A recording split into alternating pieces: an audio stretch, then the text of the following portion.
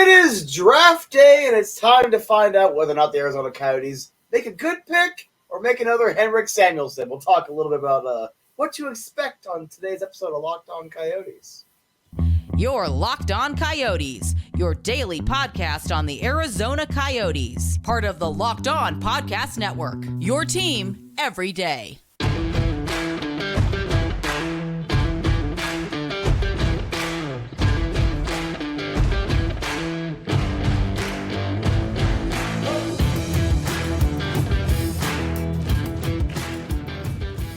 Welcome to the show, everybody. This is Locked On Coyotes, the number one daily podcast on your favorite hockey team in the state of Arizona, and to be real, in the Southwest and all of the desert. But I'm your host, Robyn Leonio. That's Matthew Jacobson right beside me. We want to thank everyone for making this show your first listen every day. We're free and available everywhere you get your podcast. Today's episode also is brought to you by FanDuel Sportsbook, the official sportsbook of Locked On. Make every moment more with FanDuel. Visit FanDuel.com/LockedOn to get started. Matt, it's draft day, and it's an interesting way to feel like, because I feel like I'm a little more in question. I have a little more questions around this draft than I did last draft. Yeah, and I think it's safe to say that while I do fully have confidence in this scouting staff, let's have a little fun on this episode. Let's go over a couple of history tidbits. Let's just get the fans anxious today, because I'm looking at some of the weird stats. I'm looking at just some of the weird things with Coyotes draft picks. Who do you think played more NHL games, Kevin Porter or Enver Leeson? Both 04 picks. Oh God, you're not going to get it.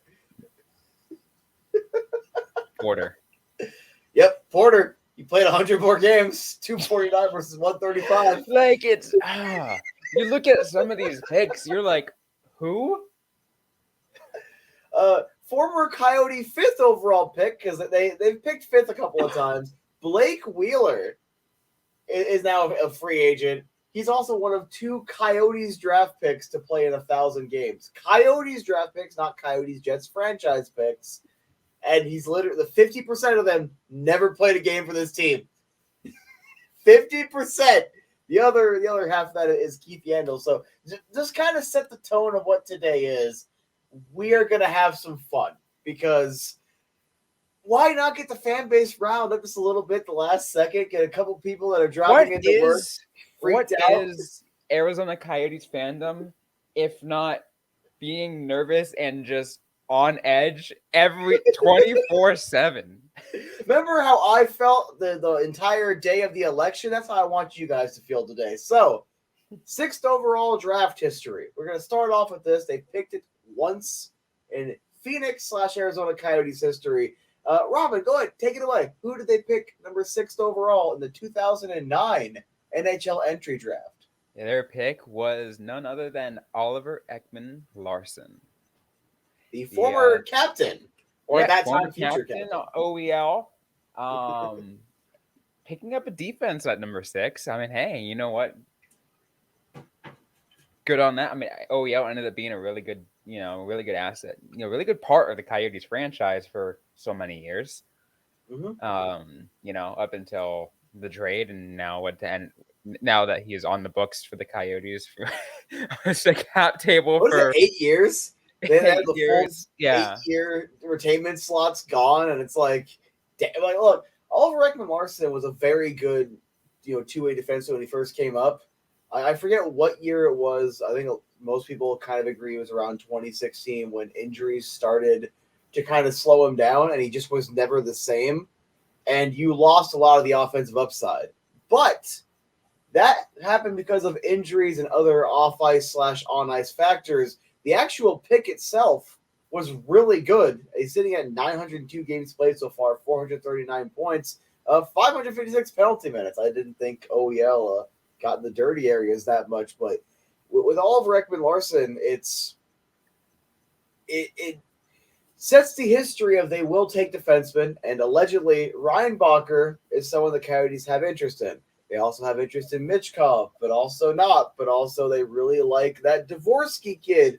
But also maybe they like this guy. So this draft is kind of the most up in the air I think we've seen in a while.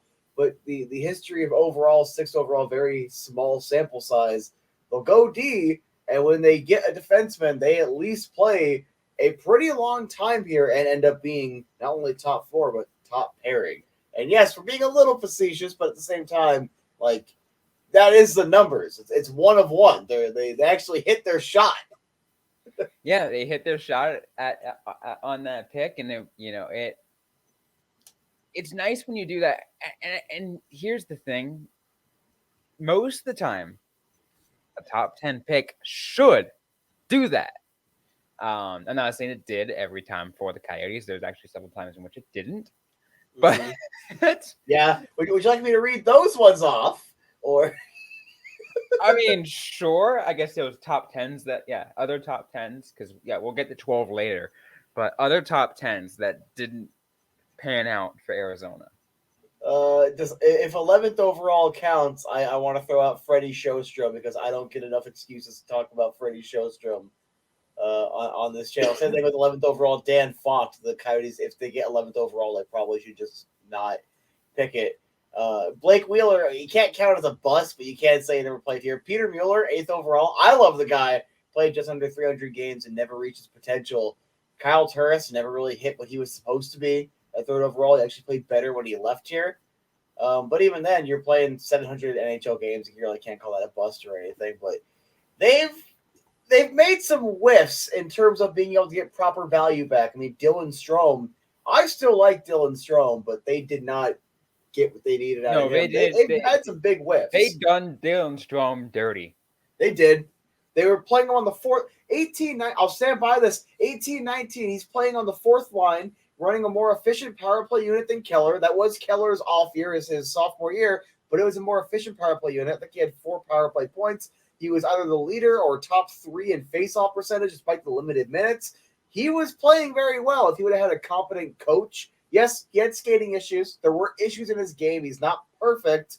But if you forget he was a 3rd overall pick, he was a good player. And, I mean, we got Schmaltzy out of that one. I can't complain. No, absolutely not. Like, Schmaltz ended up working out. But it just – I feel like for Dylan Strome, getting picked 3rd overall was and I think Carl said it right. I think he's the one that said it. Getting picked 3rd overall was like the worst thing that happened to him because he had all that extra expectation on him. So anytime he made it up, those 4th line minutes weren't cutting it. Again, he shouldn't have been playing on the 4th line anyways. But Taka didn't want him here. Chaika didn't want him here. He was literally hated by the organization and the fan base, and I'm like, and you wonder why he wasn't playing at his best. Wow, it kind of sounds like Suns fans with DeAndre Ayton, but that different sport, different team. That's me throwing a little shade. But all right, we'll get on to 12th overalls after Robyn gives you a word from today's episode sponsor, and I am getting great at these transitions. Absolutely. Today's episode is brought to you by FanDuel. Baseball season is in full swing, and there's no better place to get on the action than FanDuel, America's #1 sportsbook. Because right now, new customers are getting no sweat first bet up to $1,000. That's up to $1,000 in bonus bets if your first bet doesn't win. Just go to FanDuel.com/lockedon to join today. Hey, you know what? I'm going to take a look at 2 teams. The team here in the desert, the Arizona Diamondbacks, they're doing super well right now. They're having a really good season. Maybe take some bets on how well they're going to do. But I'm also going to take some time to bet on my own San Francisco Giants because, hey, it's my hometown team. You know, I do that every now and then.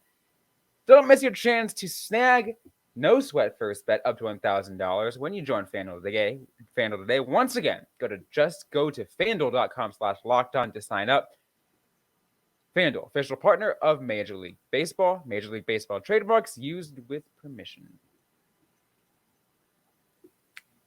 All right, Matt. Let's get to the doom and gloom of the rest of the the doom and gloom. That's mean. All right, so back-to-back years, they got the 12th overall pick in 2013 and 2014. I like both these players. One more than the other, and I guarantee no one's going to know which one I like more. But we'll start off with 2013. At number 12, Maxwell Domi. At this current moment, 581 games, 121 goals, 249 assists, 370 points, and 512 penalty minutes. He is Ty's kid, very much so. The thing with Domi is whenever he was with Duclair on the same line, they were phenomenal here. Every time they weren't, Domi was someone that kind of lost his shot, but still was a solid passer and a decent NHL level player. It felt like they didn't know what to do with him. And then he was part of the Galchenyuk trade, and then they didn't know what to do with him, even though he was almost a 20-goal scorer here in the one season. Leaves for a little bit, he comes back. We're not talking about Galley, but please, Galley, consider coming back one more time. Max Domi's an interesting one. Middle sixer. I feel like, is this just that it wasn't the right scheme fit? Was it they weren't using him right? Bit of both. Ooh, I think the organization didn't want him there. If I'm being honest, I mean, like common based theme. off what we know, not only again what the organization was around that time, but also who Max Domi is, right? Like not as a player, fine player, but decent player. But as a person, apparently a lot of people just absolutely hated his guts. Yeah, So I don't know too much about that either. I just know that he has some apparently cringe takes every now and again. Don't we all pop off on Twitter with some cringe takes? yeah, but if you go a little overboard, sometimes it's just like, all right, let's slow the roll here. Back the trucks up. Maybe put the Twitter down a little bit. Maybe a log out. Maybe like he just needed to log off a couple times and he would have been fine. Maybe even not even social media. Maybe he just opened his mouth at the wrong spot in the locker room. Who knows? Mm-hmm. The other one is actually the one I like more, and I actually ended up hiding behind Dylan, or I hid behind him instead of saying that I really wish they wouldn't have traded Dylan Strome at the time. Brendan Perlini, 12th overall in 2014. The thing with Perlini, he confuses me. He was also playing the bottom six role. He was being in 18-19 before they traded him. He was bouncing between the third and the fourth line. He wasn't playing particularly well. He wasn't playing terribly either, but he has struggled to stay in the NHL and find a consistent job. 262 games, 50 goals, 31 assists, 81 points. What do you like? You got to watch him closer than I did. My experience with Brendan Perlini was literally going into that 18-19 season, watching him being like, hey, he's not bad. I maybe a slightly better Vinny Hinostroza in my eyes, just to give a quick comparison based off of memory. You probably watched him a lot closer than I did. Why don't you go ahead and take point on this one? No, I mean, I think you hit it as much as I could probably have said it. I think he rose up pretty well. I think he played pretty admirably for the Coyotes.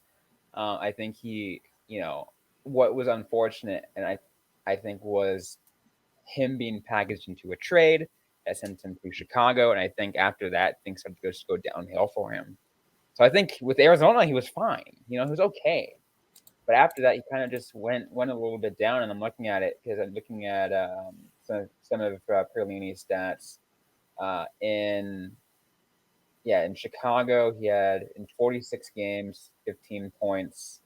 The very next year, he only played one game with Chicago before getting traded before getting sent to Detroit. I didn't see whether it was by trade. Might have been most likely by trade. And 39 games, 4 points. Also, like, it's just poor. Again, that's right heading into the pandemic. He had some time with Edmonton, and then he just got freaking sent to the AHL. And I think that's just like, all right, now you're doing him dirty. Well, because I'm looking at him, and I remember, essentially, I'm just going to stick with the Hinostroza comparison, because I remember him being speedy, and Vinny was kind of a similar game. I liked Perlini a little more, but they're kind of both the same vein. He was coming off of a 17-goal season heading into the 18-19 season, and it just didn't work. He bounced back a little bit, scoring 12 goals in 46 games with Chicago, and then it just died. At the professional level, it just died. And yeah, at the AHL level, he's 11 goals in 18 games, 10 goals in 26 games between Bakersfield and the Chicago Wolves. But it's such a weird thing to think about with this guy's career, because Perlini wasn't bad, but this, if you take away the knowledge of his draft selection, you'd probably assume he's like a third round pick, because if first round picks tend to keep getting chance after chance after chance, I really wish I could have watched his game a little closer to figure out what really happened the second year of Chicago when he could only get into one game, goes to Detroit and then Edmonton. I'm looking at some of the things. He actually requested a trade. He requested the trade? He requested the trade. And I think just days later, instantly gets sent to Detroit. Mm-hmm. Did he just not fit in there? Because 4 points in 39 games, what was he not good enough to get a higher role? Was he playing? According to the Chicago Sun-Times, Perlini's frustration with the Hawks stems from his lack of playing time in the season. He was a healthy scratch for 7 of 8 games before he requested the trade. And then again, this was in 2019.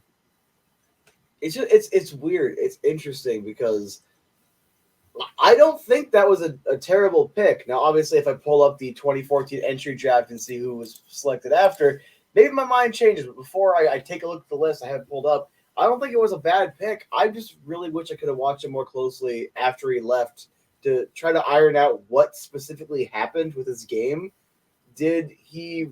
Was he realizing he wasn't quite good enough to get in the top 6 most places and tried to transition a little more two-way and it didn't work out? Was he just trying to keep playing a more top 6 game on a fourth line and it didn't work out? I'm really curious to see. And now let's go ahead and take a look at people taking after him. Immediately after him, it goes Vrana, Honko, has under 100 games played, Dylan Larkin, Sonny Milano, Travis Sanheim, Alex Tuck, TDA, Nick Schmaltz, Robbie Fabry, Kasperi Kapanen. Maybe that wasn't the greatest pick. I still like the player, but I mean, I also like Jakub Vrana. I like Dylan Larkin. I like Alex Tuck. We already got Schmaltzy eventually anyway, but I don't know. I wish I could sit in a room with this guy and just like, hey, Brenda, can you tell me what happened from your perspective? Because that shouldn't have been a bad pick, and it started off not a bad pick. No, it started off okay. Maybe it was just coaching change or something.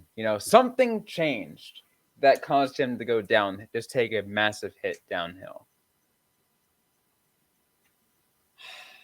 Really sucks. But you know what doesn't suck? The last segment. All right, let's get off the depression. You guys have dealt with it long enough. Let's get into the fun stuff. Do you have a list of prospects for me? Because I think this is going to be the more fun aspect of the show today. I do have a decent list of prospects. I think to make things fair, do top 15? Yeah, about 15 should work. All right. So what we're going to do to kind of get everyone, acquainted, we're doing a rapid mock draft for our own show. Essentially, we're going to say the pick, the number pick, and which player goes at that pick. Mm-hmm. And we're going to take very few time to even think about it, but maybe even like up to 10 seconds at the max, but instantly it's got to go. Yeah, you have to just name it. We're not considering team, scheme fit, need, nothing. We are just going best of our ability, top 15. Let's go. Robyn is going to lead us off, and we'll see how bad this turns out. We can put it on Twitter afterwards, and everyone can laugh at Locked On Coyotes. Don't know nothing. Maybe we know everything. Maybe we're perfectly right. Maybe this was actually going to happen. Every team's going to throw darts at a board. All right, I guess we're taking Leo Carlson first overall. The dart said it. I don't know why we threw the dart, but the dart said it. But for real though, let's start with number one. No, I think without a doubt, Connor Bedard. Yeah. Number 2, Adam Fantilli. Gotta love Adam Fantilli. Number 3, Leo Carlson. I think that's also not a no-brainer pick. Number 4, you know what? Let's go with Matt Mitchkov. Let's just say that teams go with that potential first. Number 5, it's a tough one. Will Smith. Zach Benson. Why not? Let's go 6, Zach Benson. Ooh, 7, Ryan Leonard. All right, 8, Dalibor Dvorsky. 9, David Reinbacher. All right, that's a good one. Number 10, Oliver Moore. 11, looking at number Otto Stenberg. Number 12, ASP. Number 13. Oh, God. I'm losing it. Nate Danielson. Number 14, Matthew Wood. We'll end it with a bit of a joke, and go ahead and ponder that joke. What? I'm lost. It'll take you a second. 15th overall. Go ahead. 15 overall. I feel like I've already lost who we said.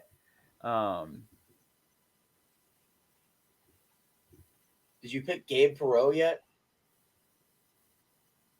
No. I don't think we did. No. Gabe Perreault's 15th. Yeah. There we go. There's your top 15. How bad did we do? I think we're going to do absolutely poorly. I cannot wait to see the Twitter reaction to that one. Pretty much, I think I realized that we didn't take any defensemen until was it you took it at 10 or 8.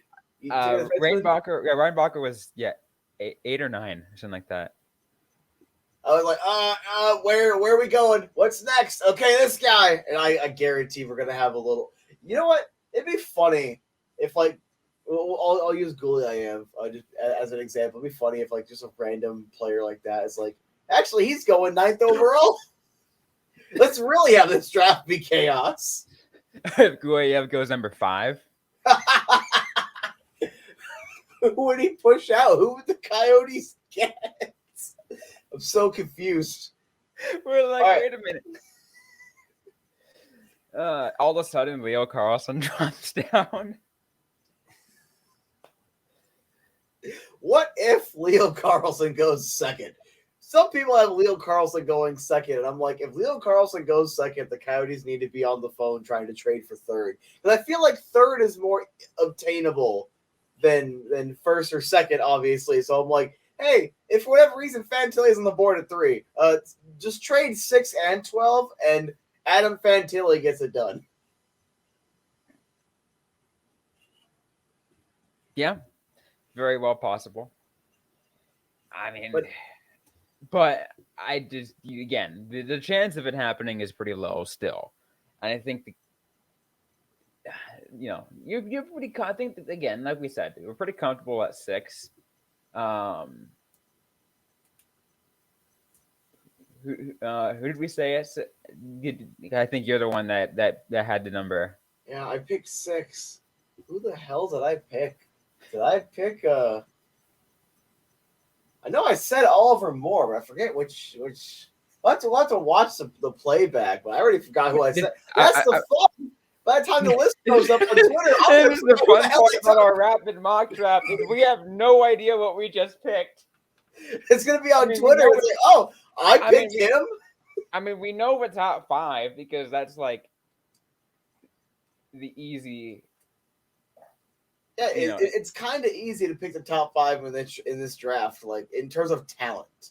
And Matt Mitchkov, raw talent, the top 5 is kind of just like it's like you can think of those top 5 with ease.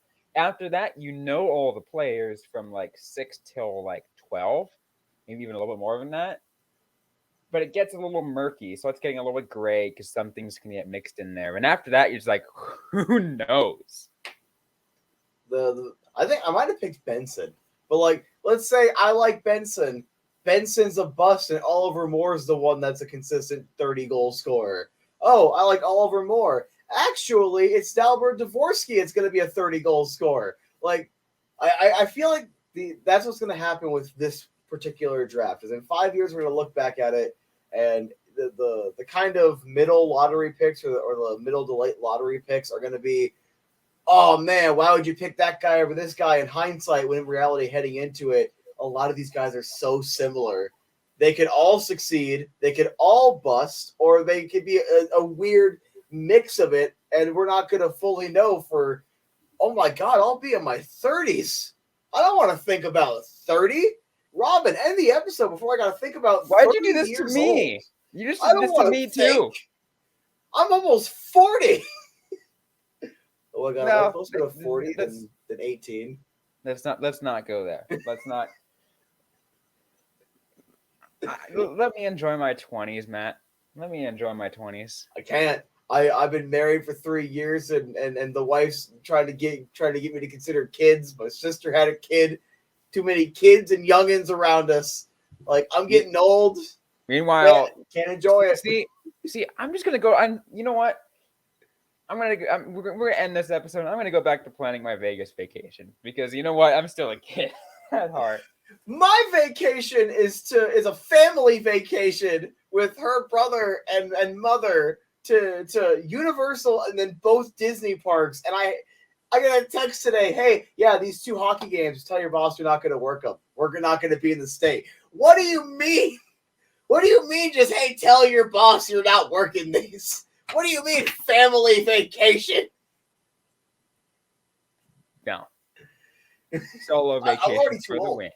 I'm already too. I want to go to Vegas. If I gotta go by myself, Robyn. I recommend it. All right, but anyway. You know what? We're done with today. I think that kind of shows you that we cleared things up. Thanks for everyone for listening to this episode of Locked On Coyotes. If you like what you heard, don't forget to leave a review, like, comment, subscribe if you have yet to already. We're available everywhere you get your podcasts, including on YouTube. Don't forget to interact with us on social media. We're on Facebook, facebook.com/LockedOnCoyotes, and on Twitter at LO_Coyotes. I'm personally at Robyn_Leano. Matthew Jacobson is at the AZ Sports Guy. Interact with us, ask a question you might have. We might answer right back, or in a future episode of the Locked On Coyotes podcast. Excuse me. Thanks again, everyone, for listening to today's episode. Hope you guys are staying safe out there. Hope you guys are staying healthy. And don't forget to howl on.